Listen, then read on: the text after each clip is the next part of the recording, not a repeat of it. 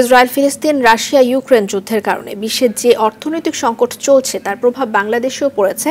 সরকারও অর্থনৈতিক চাপে আছে, এটা অস্বীকার করার উপায় নেই, এমন মন্তব্য করলেন আওয়ামী লীগ সাধারণ সম্পাদক ওবায়দুল কাদের। দুপুরে আওয়ামী লীগের সভাপতির ধানমন্ডির রাজনৈতিক কার্যালয়ে এক ব্রিফিংয়ে এসব কথা বলেন তিনি। ওবায়দুল কাদের আরও বলেন যে প্রতীক ছাড়া নির্বাচন করলে ভোট আরও বেশি অংশগ্রহণমূলক এবং প্রতিদ্বন্দ্বিতাপূর্ণ হবে। নির্বাচন সুষ্ঠু করতে সরকার কমিশনকে সব ধরনের সহযোগিতা করছে। বিএনপি গণতান্ত্রিক চর্চায় বিশ্বাসী নয় বলেও মন্তব্য করেন কাদের।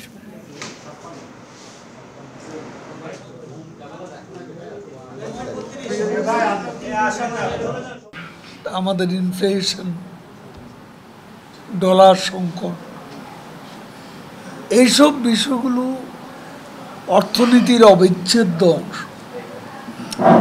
এবং এগুলো এফেক্টেড হলেই তো চাপ, সেই চাপ আমরা উপেক্ষা করব কেমন?